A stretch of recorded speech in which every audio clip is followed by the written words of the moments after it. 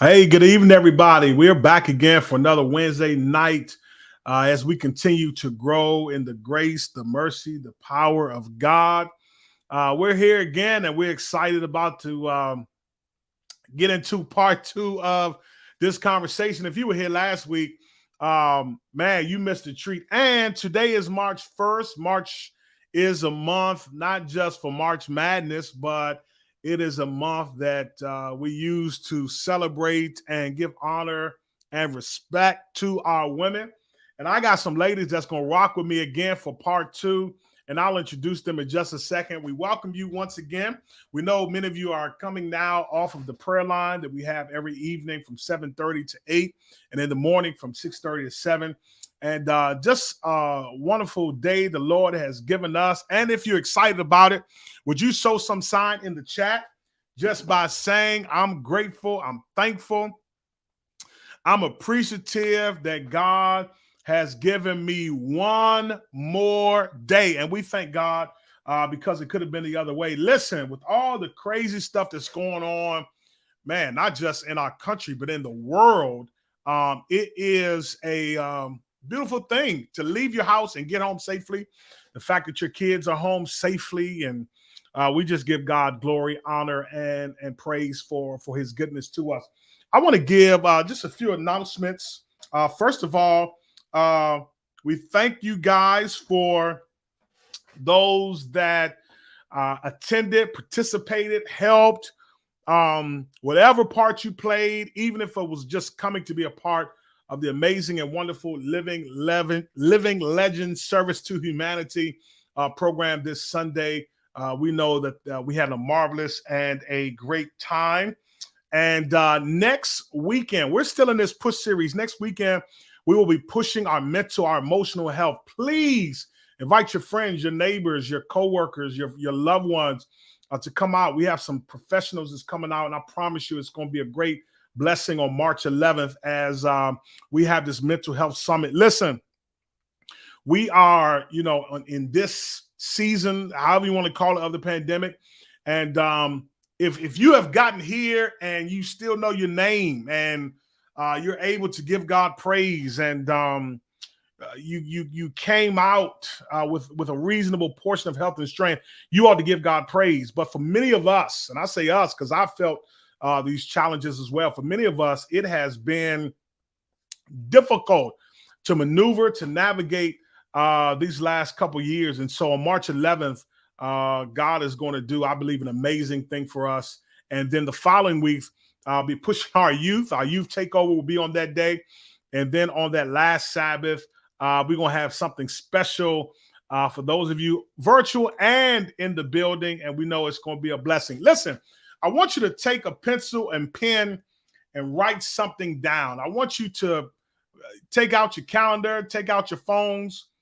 April 29th, the last Sabbath in April, we will be doing a vow renewal for all married couples. We'll be doing a vow renewal right there for the worship service in the sanctuary. I promise it's going to be a huge blessing. And so we're looking forward to that vow renewal, because if you came out of this pandemic and you still able to smile at your spouse, you ought to be grateful, and you ought to come in and say, I do all over again. Well, listen, I got my sisters tonight. I've got, first of all, Pastor Claudia Allen. She's somewhere in the Zoom virtual space and place. There she is. We all rocking glasses tonight? All right, that's the thing. Listen, I didn't want to feel left out, bro. Okay, I got you. I got you. I'm feeling you. I was gonna take mine off, but I was gonna start squinting. And then we got my sister from another mister. I was about to say pastor, minister, Simona Watts, Esquire. And I've got another Esquire, Miss Gwynmarie Davis, coming on as well a little later. But I first want to say to both of you, I don't know how you say this. Happy Women's Month. Is that what it is? Yeah. Happy Women's History Month. Yeah. Happy Women's History Month. Is this Happy Black History Women's Month or just women's? No, it's women's history. Okay. All right. Got you. All right. I receive it. So happy Happy Women's History Month to both of you guys. Pastor Claudia Allen, Minister Simona Watts, Thank you. Where would we be without our women? Listen, if you're watching right now, do me a favor. Do me a quick favor. Would you just drop the name of a woman in your life that has been a huge blessing? Yeah, absolutely. Now, if you're watching, drop the name, and type it right. Don't misspell it. Of a woman that has meant something special to you. I see you, Brother Ernest Bryant. And while you're doing it, let's give ours. Yeah. What's a woman in your life that has just been a huge blessing? I can start off, of course, my mother. Mama. Yeah. And Mama, I'm sorry. I don't know why you thought you was going to get to finish that sentence. I'm sorry. Pray for me. All right. Yeah, because, and as you get older, too, as I get older, there are so many things I just appreciate about my mom. I appreciate how she, on her own, right, when she accepted Christ, worked so hard to give us a Christian education, to make sure that we had everything that we needed. My parents didn't have a lot, and Christian education is not cheap, but, she really sacrificed. And I'm saying she because she was the first one to come on board. Daddy came on later. But, I'm so thankful. As I look at where I am today, I'm so thankful for how she sacrificed for me. When I was let me ask you something real quick on this. I just thought of something because my wife says this all the time. As a mother, do you ever, in your mothering, is that a word? I don't care. I just made it up. In your mothering, do you ever say to myself, "Dang, Ma, how you do it?" You know what I'm saying? How'd you do it all? Ernest Bryant, Marcy, and Jennifer. I don't know who that is, but those are two women. Uva Shakes, your mother. We need the name. Sheila Drew, that's my mama-in-law. I praise God for her, because if it wasn't for her, I wouldn't have Twilight family. So shout out to Sheila Drew. My mother, Edith Wright. Y'all know that's Elder Janet Moore. Miss Hannah Mann. Grandmother Martha Johnson. These sound like some real powerful women. So shout out. What's your mother's name, Simona? Mary Claiborne. Mary Claiborne. Shout out to Mary Claiborne. Pastor Allen, who's your woman? Man, I feel like I give, the one and only Dr. Karen Allen a lot of praise. And so, I'm not going to.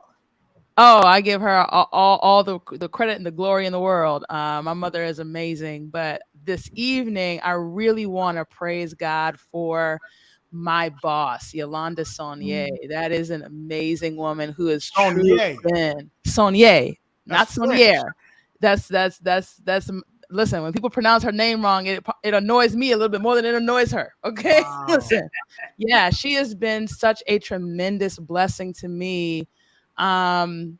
Both supporting and advocating for me at work, but also she creates a lot of space and support for me to do ministry here and in other places. And so if I did not have her support, I would not be able to travel and go preach places the way that I do, or, do a lot of the virtual stuff as well. Because I have to miss meetings and say no to things in order to say yes to ministry. And so having her support in that really means a lot. She's been very supportive. I see Carol Wallington, her mother, Edna Keefe. Ernest Bryant says his mom, of course. Don Holland says her mother, Irma Toller, I believe that is. Man, all y'all mamas. So I'm gonna go today with a lady because, and I was telling my wife today, man, something feels off on me today. And I just literally an hour ago,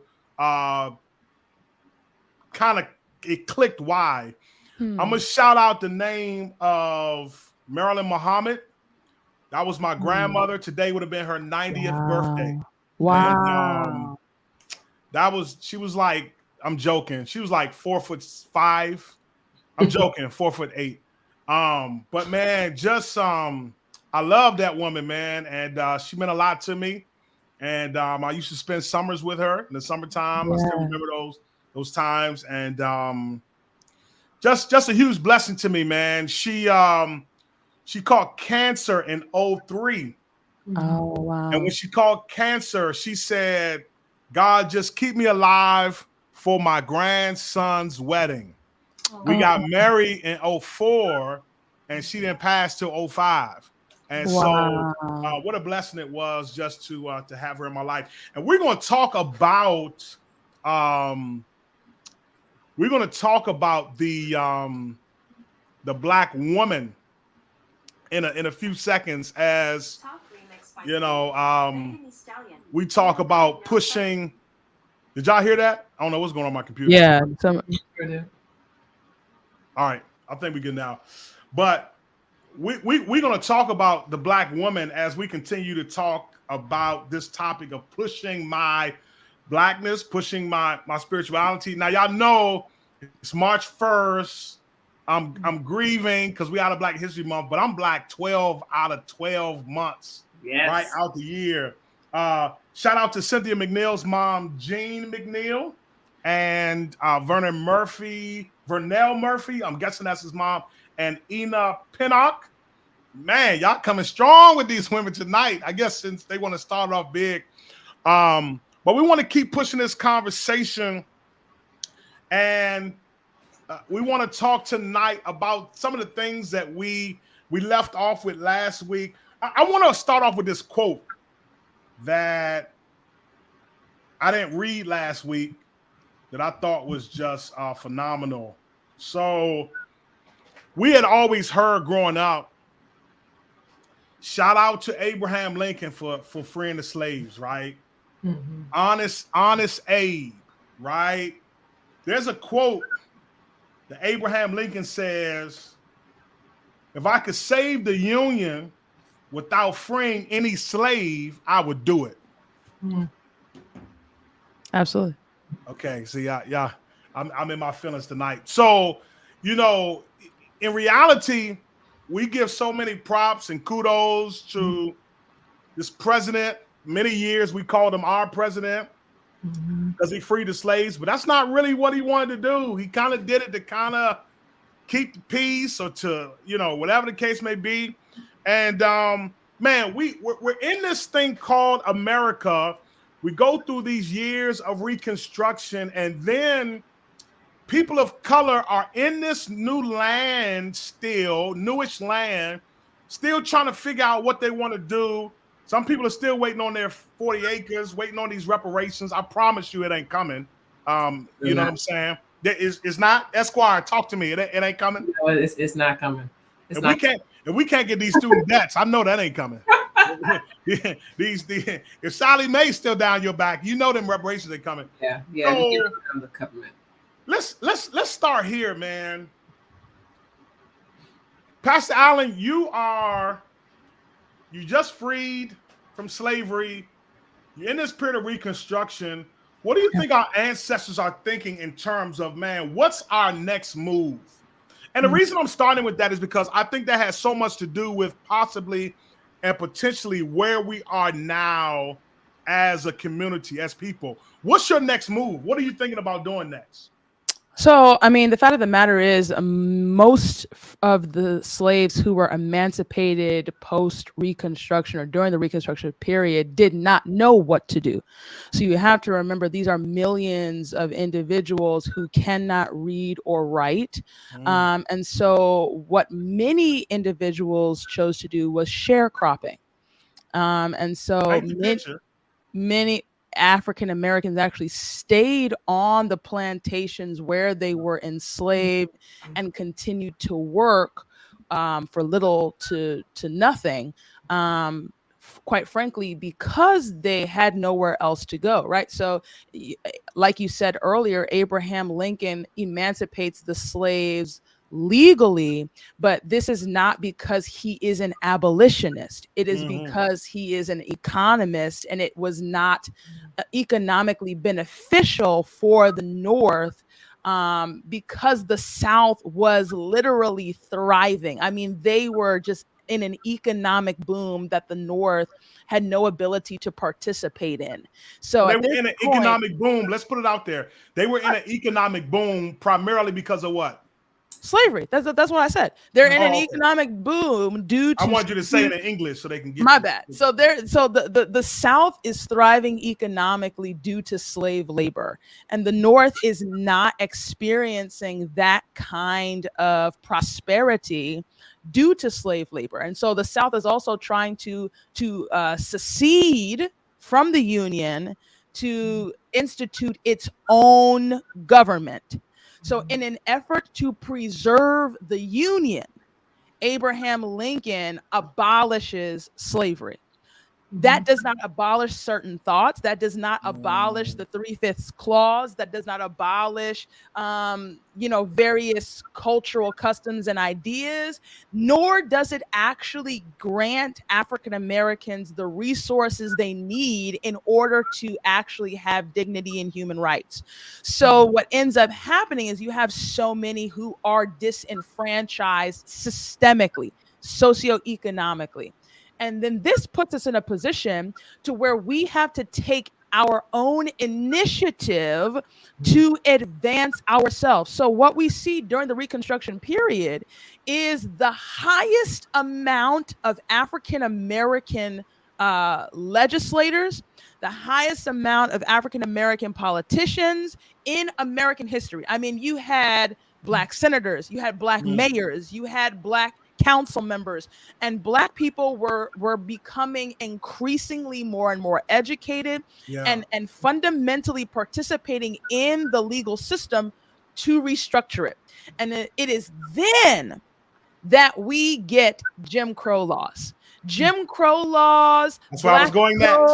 The spirit is here tonight. Things are a reaction. They are a response to Black participation. Coretha Mitchell has a fantastic book called From the Slave Cabin to the White House, where she basically argues that white terror, particularly from Reconstruction into the present moment, is not a fear response. It is not based on the fact that they're afraid of Black people or they don't like Black people. She shows historically that white terror is intimately attached to white people's frustration about Black success.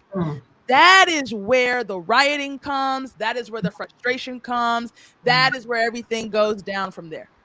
All right. So, good gosh. All right. There's so much I can say, but I'm trying to. We only got an hour. Simona, would you just? I never like assuming that people know just because we may know. So, Simona, would you just talk a little bit about what exactly were these things that Pastor mentioned? What are these things called Jim Crow laws? What is that? Let's spell that out first. And before we go there, I just wanted to make one point. Freedom was a disappointment, right? Wow. As we wanted it, as you know, you're dreaming of freedom, you're praying about freedom, you're singing about freedom, but what freedom actually looked like wasn't what you were hoping for, right? It wasn't what you were dreaming for. So it was, there's so many layers to this, right? Wow. And it's heartbreaking. That's heartbreaking. Like you said, you don't have the education. You have to be a sharecropper. Then you weren't anticipating. I mean, I guess they didn't really anticipate all the hate you were going to be dealing with. They promised you this. They're not going to uphold their promises. Just so much extra pressure, right? Just to live in the United States as a free man or woman.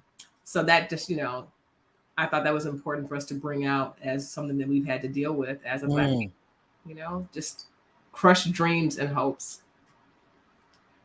So the Jim Crow laws. Yeah, what's that? Because somebody just said, Pastor Allen, she just thank you for that history lesson she just gave. Cynthia, we ain't finished. We got some more history coming, so stay on the edge of your seat. Yeah. In my own little way, I want to sum it up. Laws to belittle us. Laws that basically belittle us. You can't drink here. You can't do this. You can't do. taking away our basic human rights to ensure that regardless if we're free or not, we are putting you in a lower place than the rest of us.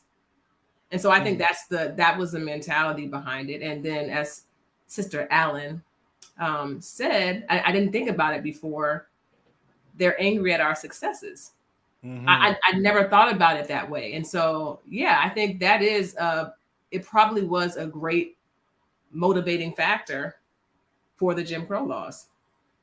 Mm-hmm. You know, based on that, and you guys know this, but when former President Barack Obama was inaugurated, that night when him and Michelle were having their first dance, about 3 or 4 blocks down the street, literally, I'm not speaking conjecture, this is documented what happened. 3 or 4 blocks down the street, there was some Caucasian men, I'm not going to say any names, who were meeting in the room, who basically said to each other, do you all see what's happening?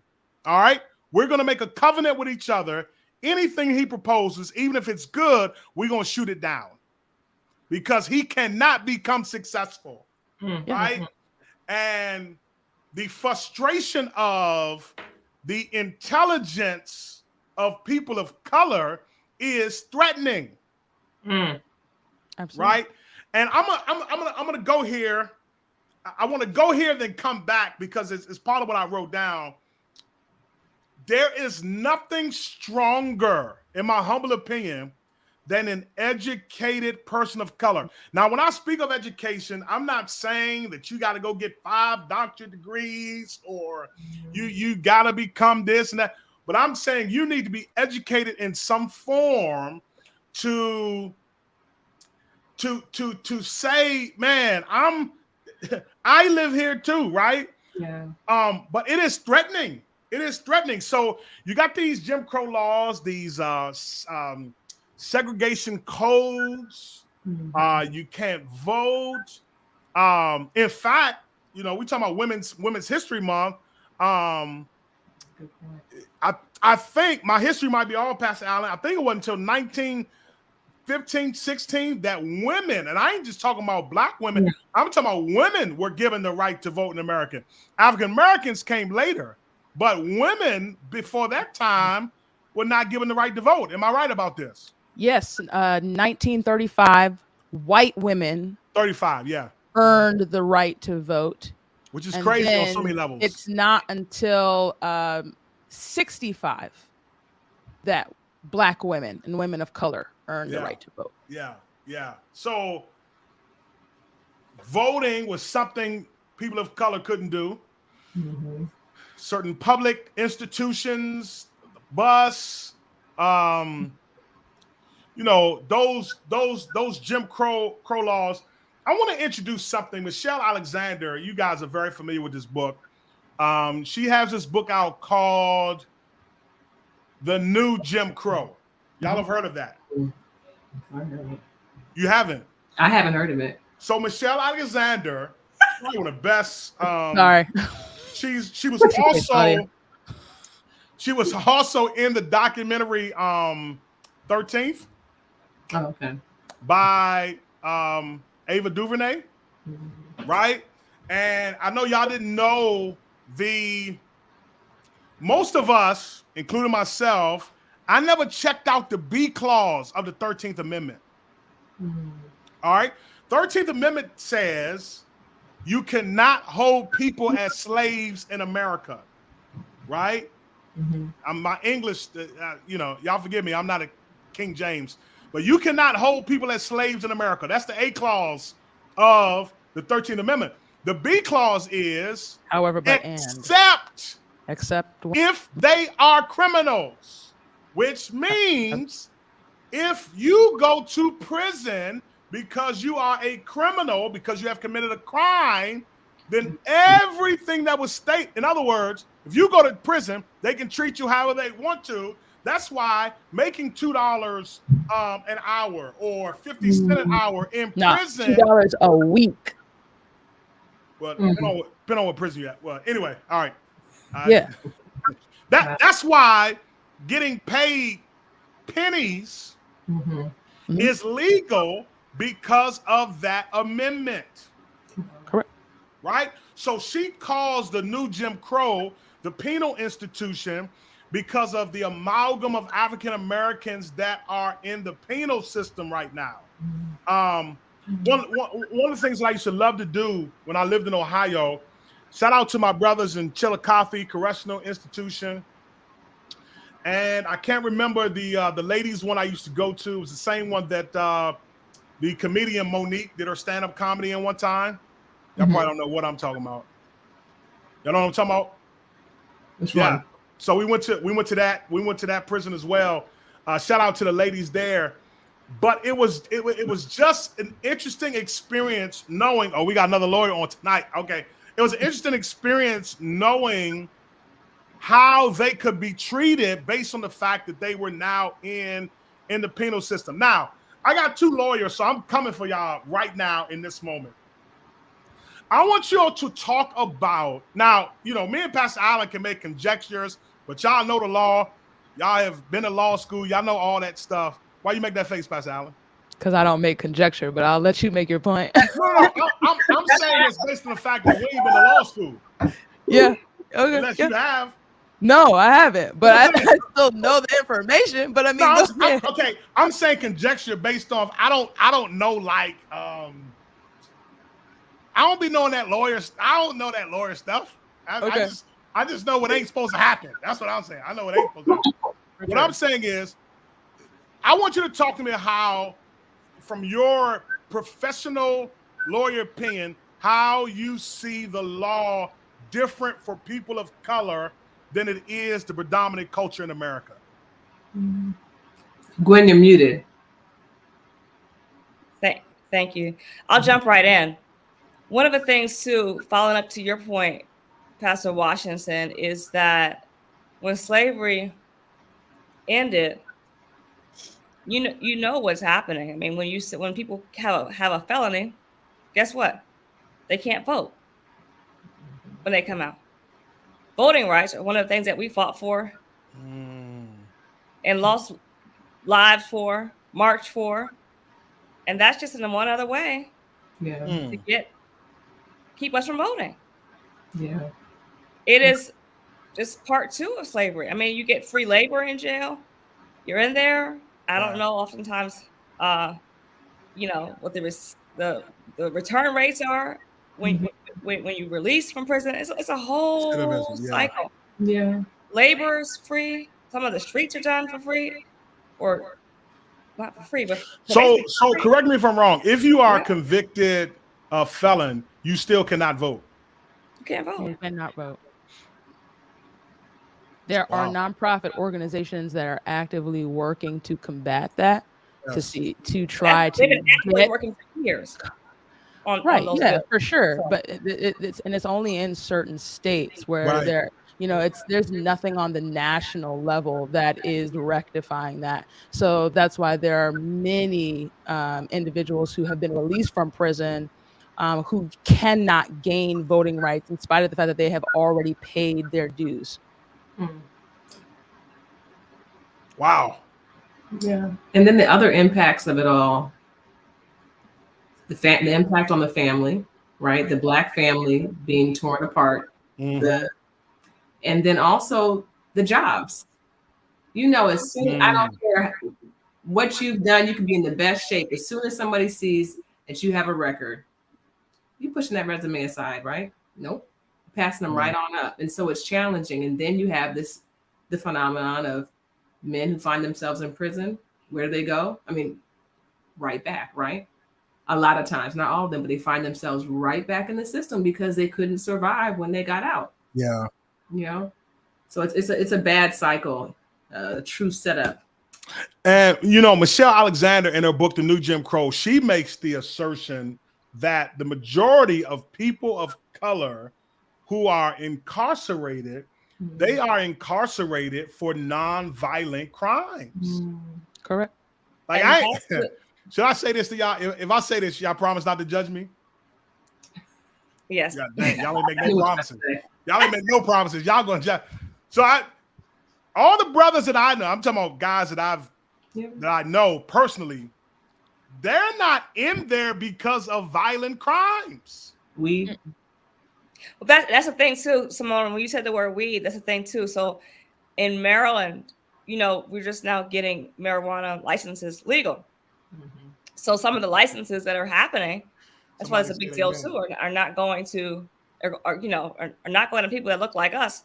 A lot of times, so we're profiting off of us who are coming to get the weed or the marijuana. I guess I'm on a church event, the marijuana and Mary Jane, ganja, and also too. Listen, and also something else is really important too. A lot of the people who are in jail are there for small amounts that wouldn't make a difference today. So it's a lot of things like that have to change. That's why we gotta, or getting, for example, too. A lot of times through the bar associations, we do like expungement fairs and things like that as well too. It's important because when you come out, you don't want that stuff on your record. Working on getting things expunged and things like that are so important, and you can get things like that expunged. People just don't oftentimes know to do that. Yeah. So that's one thing that we pride ourselves in doing, is going out and helping to expunge records. Explain this to me. Yeah, I think I talked to you, Pastor Allen, about this too. So y'all help me out with this. Marijuana is legal in Maryland, state of Maryland, right now, right? Well, right now it's. Let me clarify. Right now it's really big. Right now in session, I literally came out of Annapolis this week. We're in the middle of legislative session right now in Maryland. Legislative session starts. Sinai is the last day of session. It's happening in a couple of weeks. I've been in Annapolis like the last couple of days because a lot of bills and things like that are trying to get passed now. It's like our legislative session. The biggest bill right now that is being passed is the marijuana legislation. It's huge. Literally, I had dinner with some of the delegates the other night, and they had 100 people that were signed up to come testify for and against having the bill passed. Now we're trying to figure out if we do make it, because right now it's for medicinal purposes in Maryland. We're working on recreational uses now. So if that happens, how is it going to be done? It's the how. And people, there are a lot of proponents for it. It's pretty big, especially like when gambling first came in the state. There's a lot of legislation behind it and things like that. And so that's a really, really big bill that's going on currently right now in Annapolis. So my question to that though is this: if that gets passed, if I'm in prison, God forbid, if I'm in prison for, we got you, Noah. Hey, listen, if I get up in there, I need all y'all to do prison ministry. Claudia, I need you on your bullhorn, on the front steps. I need picket signs, all that type of stuff. Gwen Marie and Simone are gonna get you out before I need to come pray with you. So you don't have to worry about it. I need you down there. I need Channel 4 News. Listen, they fight on the lower side. I need you outside on some marches up. But I got you. This is my question though. God forbid, if I'm in there for the distribution of that narcotic, right? And this legislation gets passed. How much do you have? There's a lot of No. Here's my question. How much I have? Okay, see, y'all try to get me in trouble. This thing is live and in color.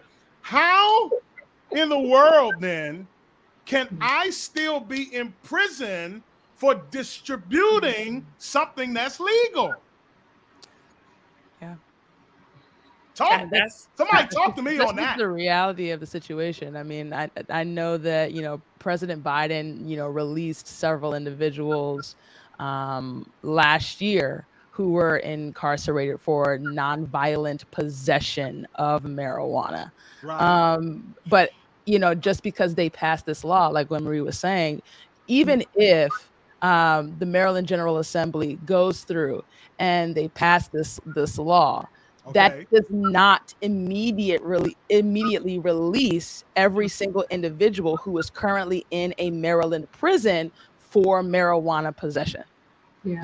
That's just the fact. I got problems. So, then it gets really messy as to when and how individuals can be released who are currently incarcerated for those reasons.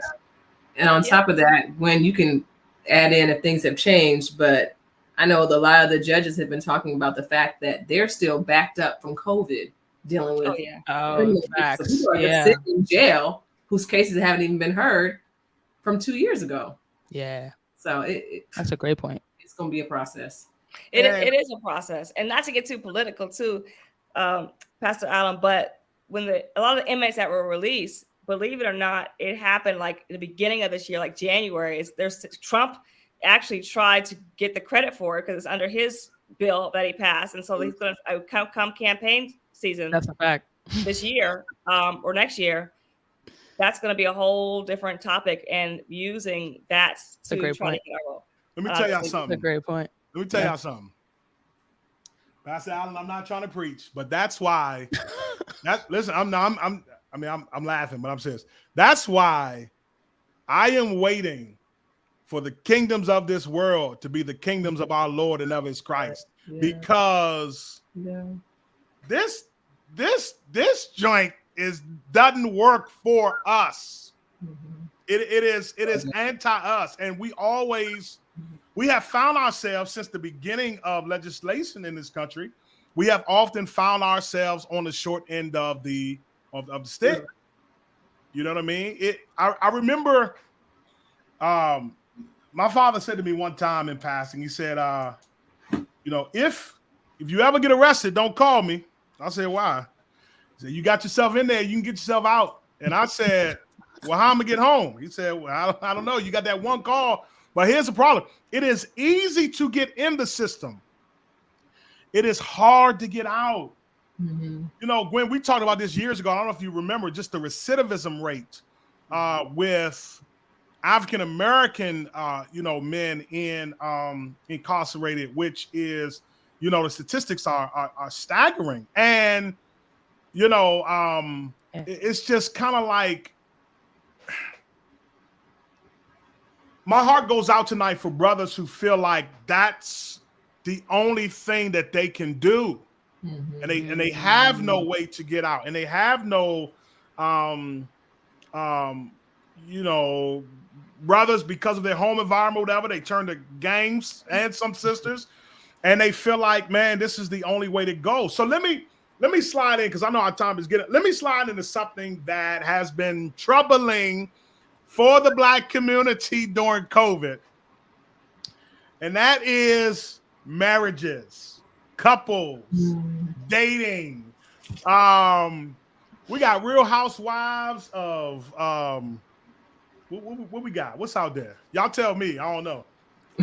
Pastor Washington, they had memes during the COVID of family lawyers with the cash. Really? Because Pastor Allen, I don't know if you remember this. At the beginning of COVID, I made a statement, and I said that there are two things that are going to be troubling to come out well on the other side of COVID. The first thing is churches, and the second thing is marriages. Yeah. Sometimes going to work, going to church, and getting out of the house was a retreat from your spouse. Yeah. But when everything was shut down, and all of y'all and the kids and the dog, the cat, and the goldfish, when all of y'all was stuck in that house, man, some people throw up their hands and say, who can be saved? I got to get up out of here. Right? It could have went both ways, though, right? Ideally, it should have been the bonding time, right? You get more time with family, more time to spend with each other. But I think a big problem is if COVID was a bruise, right? If you want to put it that way. Okay. If you have a physical bruise, you are going to go get help, right? You're going to treat it immediately. Depends who you are. Oh, true. Okay, true. So, but the same, I would go get treated. I'm not going to stand around being bruised. But if you have a hit like COVID, where your lifestyle is changed, right? You're in each other's face all the time, and the pressure of the whole isolation and everything. Counseling. This is another thing. I know people go to counseling, it doesn't work sometimes, but You have to have the mindset that I'm in this to win this, and I'm going to go get the help that I need. And I think a lot of times people in general, and probably more in our community, you go to the counseling too late, right? You go too late. When we first got married, I remember we were going to the marriage retreats with the old folks. It was funny, right? They're like, oh, you guys going with them. But the reality is, yeah, you should start going with them in the beginning. So when you get that bruise, you'll be better equipped, right, to work through it. Simona, how many years you and Van been married? Simona, we just talked about this last week. I know we did talk about it. I'm so bad. Okay, we got married. 18. 18 years. So really? Y'all too? Okay. We come up on 18 this August. You got married 2007? 2005? 2004.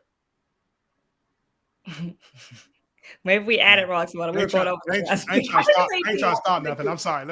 Y'all know that Bart Simpson meme where he's going back into the bushes? That's what I want to do right now. That's why. It's 18. It'll be 18 this year. Oh yeah. We hit 18 this year. And Gwen, how many years? See, now I was sitting here teasing you. 11. Oh, so nice. you coming for us? I'm coming. Yeah, I'm like 11. I'm going on 12 this year. So yeah. So let me ask you this, Claudia. For sure. As a young adult, dating, the spectrum. I don't know what dating life is like now with social media and how would you describe the state of Black marriages and relationships right now? So this is what's so crazy. I was literally talking about this with a friend of mine a couple days ago, and we found some phenomenal statistics. Do tell. So in 2020, 30% of African Americans were married. Okay, so say that in English one more time. In 2020. Only 30% of African Americans were married. Wow. Okay. Yeah. Of that 30% that were married, there's always a conversation about the fact that, Black men are marrying in other races. And I think we've seen a lot of shows that have white, Black women. Are we going there tonight? White men. And, are we going there tonight? I'm going to hit it. I'm going to hit it. This is what's really interesting, you all. In 2021, only 15% of married Black men were married to non-Black women. Okay. Which means that 85% of married Black men are married to Black women. Okay. Oh, okay. You know what? Maybe it's that's good. It's biased because when you see it, you make a big deal about it, right? Right. And that's what I'm saying. I think that there's a lot of narratives out about Black marriage. There's a lot of narratives out about what we are and what we are not doing, even what we're seeing portrayed on television, that I don't believe are fully accurate to the numerical data. According to the data, there's 50% of African American men have graduate degrees. They are unmarried and they have no children and they are looking for wives. 50%? 50%. So shout out to the Peters real quick. They got 50 years coming up in marriage. Yeah, all right. I don't know. That's a long time. Yeah. I got a long way to go, Simona. Now, this is where it gets down to kind of your original question in terms of what is felt on the street. Wait. Can I ask you a question based on what you said? I think this is where you're going. My question was going to be, what are some of those narratives? Oh, so narratives like Black men don't want to marry Black women. Yep, that is a narrative. Is that out there? Oh, absolutely. Are we going there tonight? I feel like we're on a podcast, man. We should name this podcast. So you think there's a narrative out there that Black men don't want to marry Black women? Absolutely. And quite frankly, for many single Black women, they assume and fundamentally believe that Black men do not want to marry Black women. I agree with that. I've heard plenty of my single friends say that they're not looking for us. They're not looking for really. Yeah. Well, I think too. I don't know if we're gonna go here because the whole go with it, Gwen. We're gonna be part 3. Oh my goodness. I think too, what it is sometimes too. I don't know if there may be some sort of intimidation. Oftentimes that happens when we're told as women to get your degree. You can't take that from you. Get your degree, earn your degree, get your education. Yeah. Okay. So is that one of the narratives? I was going to ask. We don't even have that's time. Why you like, oh, then they get intimidated. So here's the thing. I don't think I'm gonna say something extremely controversial, and we don't even have time. We are what I'm about to Pastor, say. we are having baptism this Sabbath, just in case you need to get okay. in. Well, then y'all might need to dunk me. Go ahead. This is the thing. Black men, not even that. Forget what I was saying. Men do not pick wives based on the amount of money that they make. Period. Okay. Women believe that their degrees and their professions are an asset to men, and that men should choose them because they either make a lot of money, they have degrees, etc., etc. When the fact of the matter is, most women who particularly make, let's say, significantly more than average, most say they are not willing to use their funds to pay for the majority of the bills, so that the man is still primarily responsible for carrying the family financially. So therefore, if the woman is in no way contributing, or at least men, this is another misconception of men. Men believe that I am assuming that a woman is not going to financially contribute to the home. Therefore, I am not looking for a woman who makes a lot of money or has a lot of degrees. I don't think that's it. I think they have societal pressures on them. You always hear, well, somebody's dating for a long time. You've seen couples dating, and you say, well, y'all talking about getting married. Well, you're the guy. I have to finish. I got to get this job first, and then I'm going to get this degree, and then we're going to get married. It's like a whole step process, now, even though they're in love. But I think those are two separate things.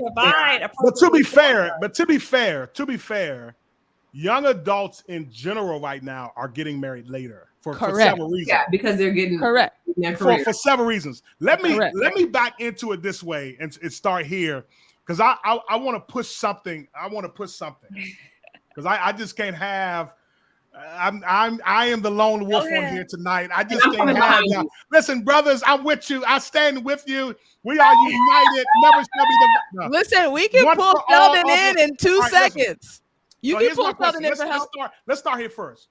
Where do we as a Black community, or what has informed how we navigate relationships?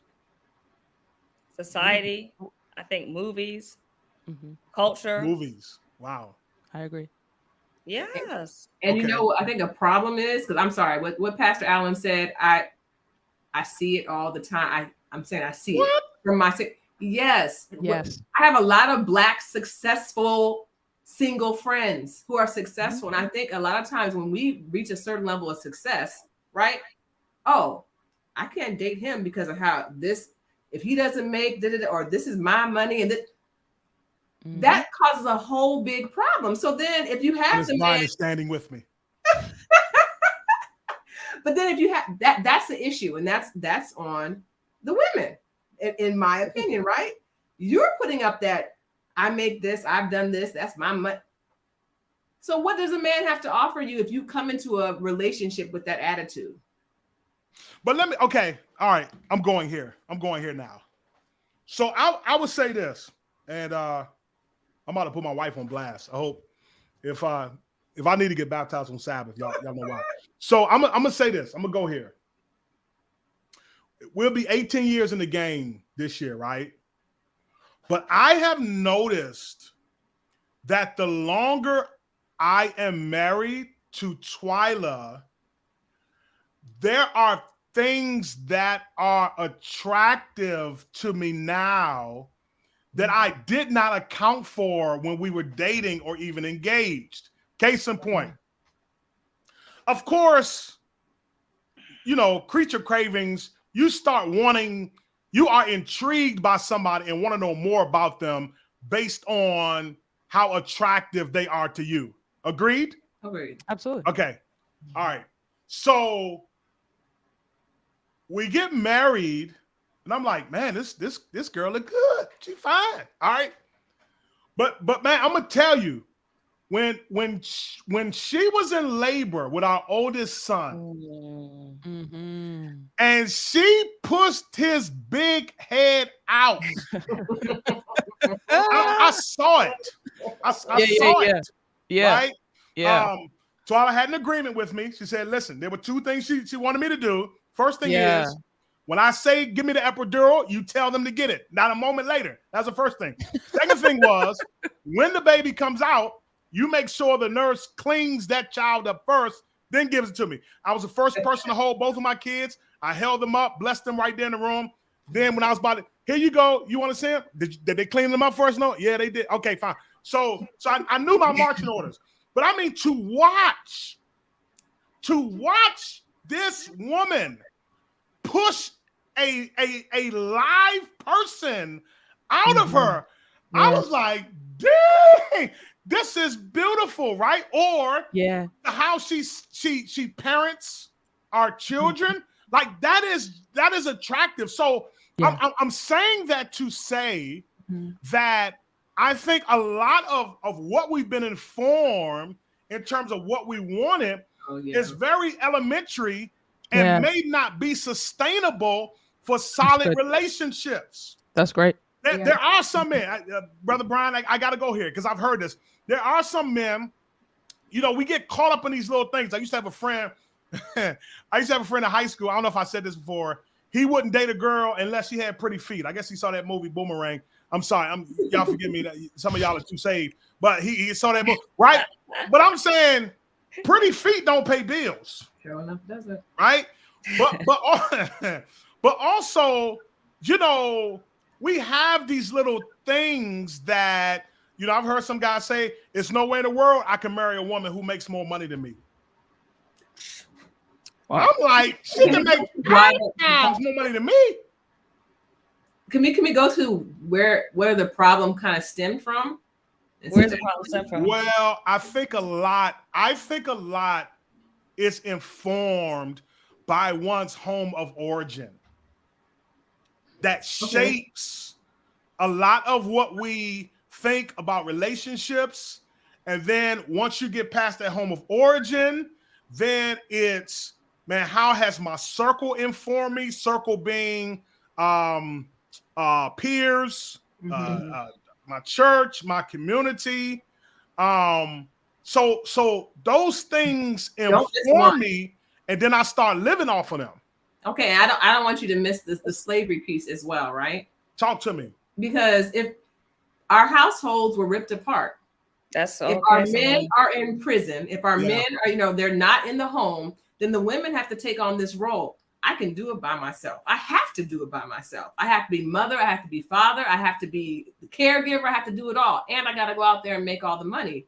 So it's been this, I think it's caused this imbalance, maybe a mental imbalance in our community where we have this, I make all this money. And you just said it, Pastor, I'm not dating a woman who makes more money than me. But the reality is in the Black community, tons of Black women are out there getting their degrees, doing careers that, you know, traditionally back in the day were men's jobs. Yeah. So there are going to be sisters who make more money just because of the reality of how our community has been impacted by slavery. And I'm not saying slavery caused us to go out and No. Yeah. So how has, and I don't, somebody put in the chat, I don't think I'm pronouncing this correctly, Sebi. So he said something that made me think about this, man. How in the world, I was about to say another word, but we online, how in the world has social media impacted our relationships? It's destroying relationships. You think so? Absolutely. Well, yeah, you can't.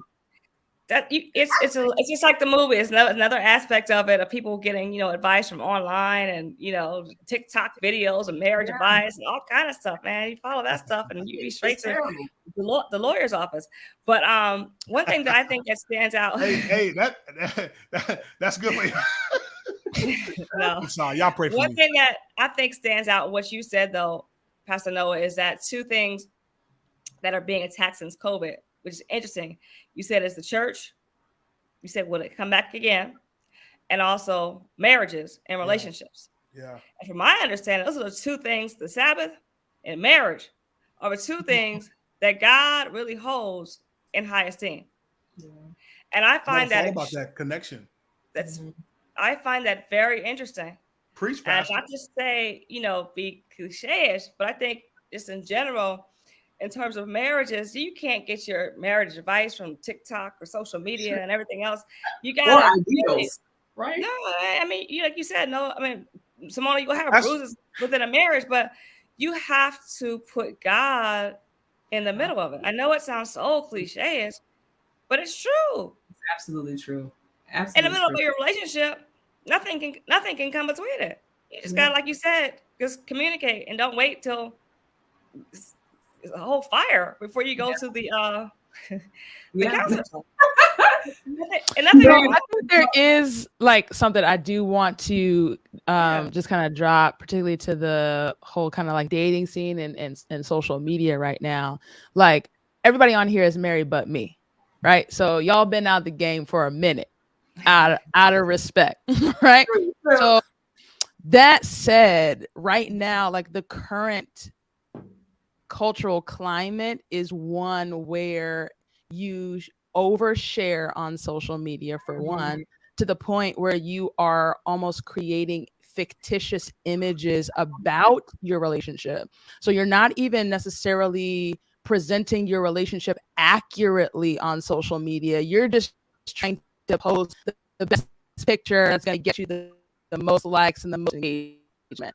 But then on top of that, and I think, Simone, you kind of allude to this a little bit, talking about the ideology that's oftentimes shared on social media. So it's not even, it's not just mental health advice. People are fully sharing what they believe is critical relationship advice. And one of the big things that's out right now is that if love is and this is a quote, if love is no longer being served at the table, then you can get up and go. And so there is no longer an understanding of committing to the commitment. People are entering into relationships with one another, and the moment that they cease to receive what they believe they want, need, or deserve, they are leaving those relationships, whether it's dating relationships or marriage. And so there is just an all around kind of like lack of commitment, but there's also this view that relationships in general are something that you're supposed to look to receive something from. It's only the church's mindset that teaches you that marriage is about somebody else. The church teaches you that. That is not the message the world is setting right now. And that is why there is a lot of conflict and, quite frankly, a lot of delay that we're seeing with the millennial and Gen Z demographics around marriage and family. I read an article, a couple of weeks ago, just all around humans in general are coupling less. Like this is according to, I'm going to find this article and send it to you guys. This is the most sexless time in human history. Yes. Like, humans are just flat out coupling and mating less. They are not cohabitating. They are not having sex. Yes. They're not getting married. They're not dating. They're like, there's just a different kind of crisis. I just read an article about that. That. And Simona, we need to level up, man. It'll be 19 years this year, not 18. Oh, for me, 19? Because you 2004, right? 2005. Oh, so no, 2025. I'm you'll be 18. I'm 19. 18, So we were right with our math. Let's get it right. Okay. You know I went to summer school for math, Gwen. Two so things. yeah, 19. So 18, 19 years, but it still ain't 50. So we got a long way to go. We got a long way to go. Yeah. But two things real quick. First of all, what you just said, Pastor Allen, about the advice that's given on social media, it made me think of the Garden of Eden. It's like the devil has packaged up his lies, right, in a form that that's acceptable, because that's advice straight from the pit of hell, right?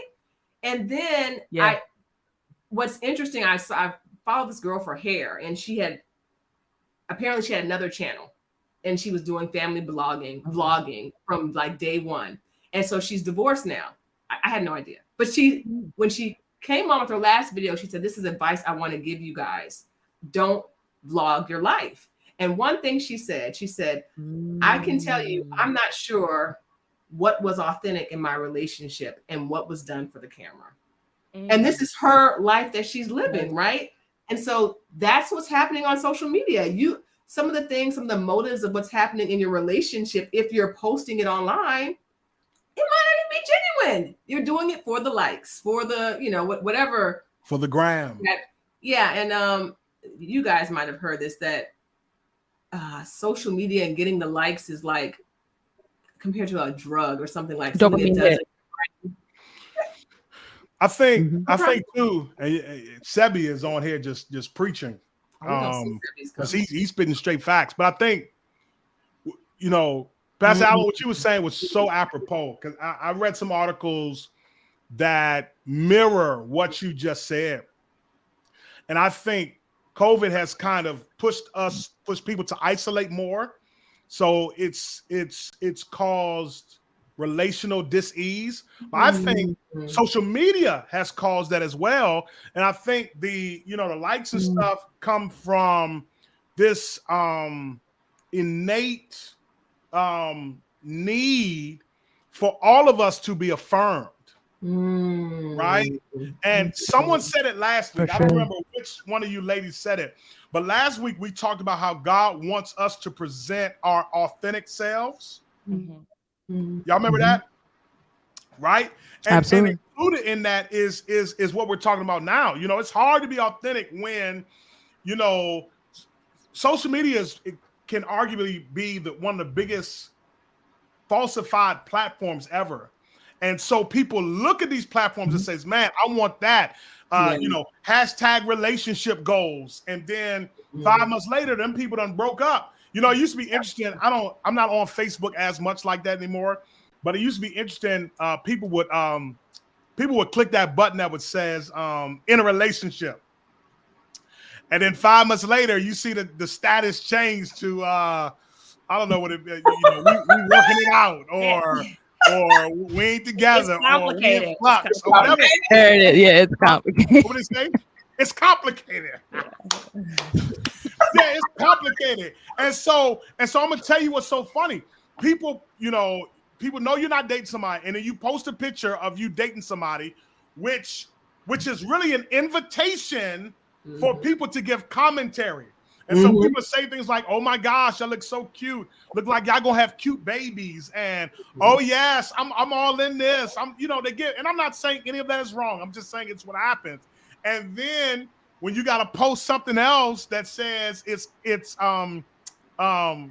complicated, then it's like, "Oh my gosh, what happened?" Well, what happened is I invited everybody into the relationship, right?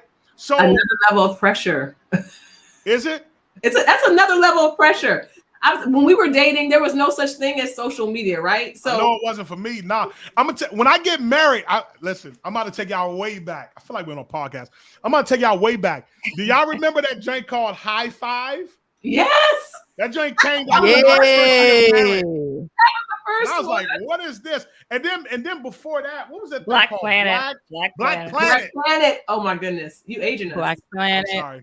Zanga, Tagged. And so I think we have to intentionally, people of color, we got to do more to make sure we're connected more. One of the things that happened during slavery and I'll say this last thing. I know we wrapping up.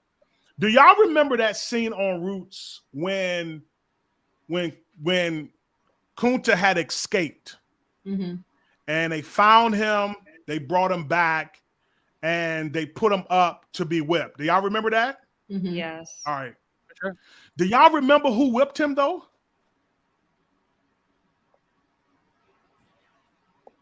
Think about it. The overseer was saying, a white guy. What's your name? But if you go back and look at that scene, it wasn't a white man that was whipping him. It was a black man. Breaking us down mentally. It was a black man. You said you just saw it last month. So the overseer. I don't remember that. But the overseer would say, "What's your name?" And he would say, "Kunta Kinte," and then he would motion to the black dude to whip him. And I'm saying, one of the things that used to make us super strong during that time was community. Community is especially so strong in the black community. That's why HBCUs are so impactful and powerful. That's why during the Thanksgiving season and the Christmas season, we ain't coming because we celebrating the Mayflower and all that type of stuff. We just listen. You talking about you gonna give me an excuse to come around with family and get good eats, and we ain't gonna be on a 21-day fast during Thanksgiving? Are you kidding me? We love coming together, right? And so one of the things that happened during slavery was, I believe, there was an intentional things that were done to pit us, to push us apart, because they saw the power in that. Yeah. Right? You remember during the Middle Passage on Roots, when they was like, man, how can we talk to each other? We have different villages. And he said, man, we're going to become one village on this ship. Amen. Right? So, man, I don't know how we end off of this thing. I wonder we end on. Can we do 5 more minutes talking about women? That's Alan smiled when she said that. And in the future, I think it needs to be discussed, the dating aspect in 2023 for the black singles. Listen, I mean, I can talk about this for 40 years and 2 lifetimes. I think so. I'm serious. I think where we are at right now in the black community for singles is so it's complicated. Yeah, it deserves a full discussion. All right, maybe we'll do that next week. I feel like we're about to start something. Anyway, so let's end on March 1st, man. Talking about the power of, and I know it's Women's History Month, but y'all indulge me. I'm just a day out of Black History Month. Let's talk about African American women and their role in the black community. Can I give one for you? Sure. Because it just really impacted me yesterday. And Emmett Till's mother. The reason I'm bringing her up is because her greatest tragedy, because of how she approached it, and by saying, no, I want people to see how my son looks. I want them to see. And that's a very painful thing, right? You're dealing with the death of your child, but she's like, no. And that kind of really sparked everybody. It caused an uproar in the black community, across the nation, like something has to be done. And then shortly after that, boom, boom, boom, boom, stuff started happening. Rosa Parks was right after that. It's like people were ignited, like, no, we're not accepting this. And so by her standing up in her greatest pain saying, you know what? No, I want my child to be seen, what they did to him. That's, I have mad respect for her. That takes a lot. It takes a lot for your child to be the poster child of. His mother said, y'all gonna get this smoke. Yeah. She didn't bow down, like, she's in her pain, but she's like, nope. Man, why do you all think black women, I guess you can say the same about black men, but I just want to go here. Why are black women so essential, important, and powerful in the storyline of people of color? Oh man, I mean, there is no. That's a loaded question. Yeah, that's a loaded question. There is no black history without black women. That's right. I just there's no Black liberation without Black women. There's no Black community without Black women. I mean, if we want to be completely honest, humanity doesn't exist without Black women. Every person that exists on this earth ultimately derives genetically from a Black woman.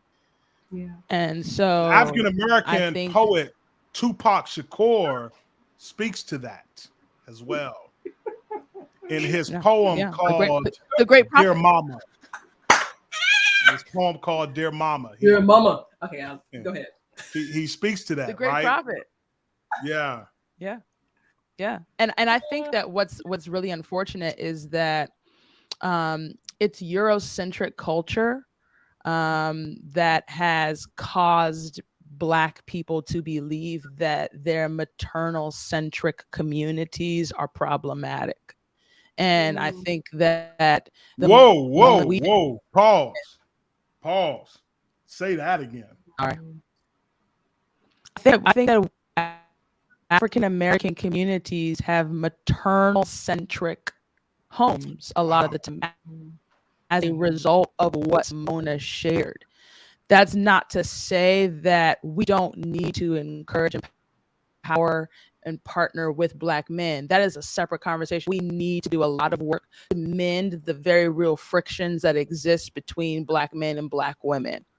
That said, I think that we are also dealing with this thing that's like almost like we're trying to make each other feel guilty for the fact that our grandmothers are the matriarchs and the leaders of our families. And like, that's a bad thing that like, hey, I don't know my dad. I don't know my grandfather. I didn't grow up with uncles. Like I only grew up with a grandmother and aunts and different things like that. And I am just of the perspective that it's not ideal, but let's celebrate what these Black women have sacrificed and contributed to build and make us who we are and the ways that they have saved our communities. For instance, the civil rights movement does not exist without Black women. There is a Black woman named Georgia Gilmore who literally was baking pies and selling them undercover, and she was taking the money and she was bailing out Dr. King and Abernathy and all of civil rights conspirators. They were thrown in jail, and it was literally the money of women cooking food. It's the church is sustained by women volunteers. Like women are in a constant state of giving to community, to church, and I just don't feel as though they are rarely ever acknowledged. They're rarely ever thanked, and oftentimes they are relegated to these kinds of service positions as though they cannot lead, even though every single strategy that King exerted was designed by Diane Nash. Right? I mean, like, correct. There's just a lot that, I mean, even the I have a dream speech, and I'm probably droning on and on, but the phrase I have a dream, King took from a woman named Prathia Hall in a church in Mount Olive, Georgia, where she got and started praying and went on this soliloquy and this run saying, I have a dream. And King fundamentally took it and then wrote his own thing and is recorded saying, if there's one person on the earth I don't want to preach after, it's Prathia Hall. Oh, wow. So, and it's absolutely recorded. He took the I have a dream phrase from her. So I just want it to be said, right? Like there's a lot of history recorded and unknown that just proves that Black women are critical. And let me go ahead. I'm sorry. No, one thing too, just to add to that, that's not necessarily spoken upon, is that Black women are double minority. Oftentimes in legal caucuses, in bar association, for example, I'm in the women's caucus. I'm in the minority caucus. So you're dealing with two double issues. I mean, I could be in a double. It's just so absolutely. I mean, you're dealing with like sometimes I'm in the court. You're not dealing with opposing counsel. Is this? Oh, how is he sizing everybody up? Sometimes the women in the women's bar associations, we're complaining because, we got confused again as a court reporter. And then in the minority caucus, when you walk in, you're not sure if you're the client. So it's a double-edged sword that we're dealing with. Plus, on top of that, the history of it, of course, Pastor Allen just said as well too. Oftentimes we're carrying the families, trying to make sure everything is done and locked and loaded. It's a lot. The weight of it on a woman, and especially on a Black woman, oftentimes a lot. I know it's a lot. Black men carry a lot too. I'm not taking that away, but I'm just saying, definitely we have a double minority. I mean, we get it in church too. I'm just talking about my field. Yeah. Women can't do certain things. Certain churches, you can't do certain things. It was a double minority. Man, that's a good topic. We're gonna be on this all night. So now I know folks gotta go to work tomorrow. Let me final words, final thoughts. Name one thing that you learned from a woman of color. You can put it on the chat too as we close it tonight. I don't know who wants to start. Pastor Simone or Gwen. Name one thing that you learned from a woman of color that's blessed your life. Your attitude determines your aptitude of how far you get in life. Mother used to always tell me that. Really? Your attitude determines everything. It can make or break it. And I feel like I tell my children that as well too. Wow. Fix your attitude, because your attitude really determines oftentimes how far you'll get in life. I love it. Who's up next? I love it. One thing you learn from a woman of color. It's changed your life. A law school professor, Okanya Dark. When you go out here, it's you against the world, basically, as Blacks, right? She's talking to the class. And don't you ever be so ignorant as to call each other, you can't say the N-word. Wow. And she did a whole talk on that, because it's easy to say, hey, what up, nigga? Yeah. Because that's how, but when you think about where it came from and how, so it just putting the thoughts in us that we have to rise above and be better. Wow. In everything. Wow. Don't be so ignorant. Pastor Allen, it's on you. I'm gonna drop a bomb and not give an explanation. Given everything we were talking about with relationships, what I heard from a woman is submission is not subjugation. Drop mic. You can't even tell us who gave it to you? I don't remember. I'm not. I did. All right, I receive it. Man, women be dropping gems, and those gems have blessed our entire lives. Man, Gwen Marie Hicks, Simona Watts, Pastor Allen. Man, I don't know what the Lord has started, man, but I enjoyed the last 2 weeks rocking with you. I appreciate those that have come on tonight in this service to contribute their thoughts. Sebi, I learned the importance of keeping a cool head and learned that any truth can be spoken as long as it's said gently. Ooh, that's good. Cynthia McNeil, she learned how to persevere through anything. Ernest Bryant learned Jesus. That's good.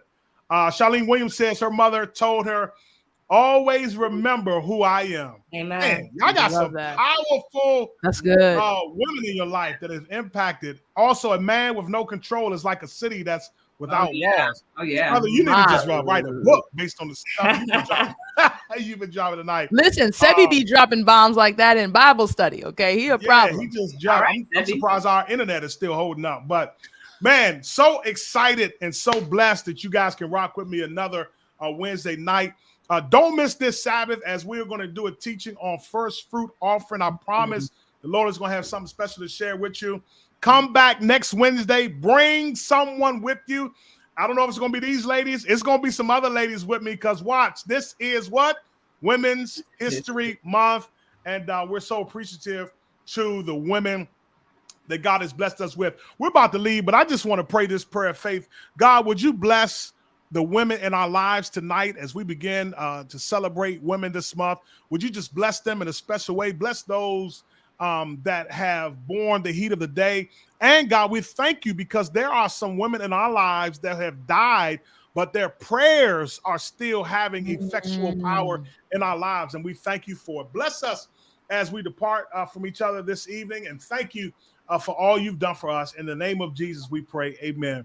God bless y'all real good until we meet again. Peace.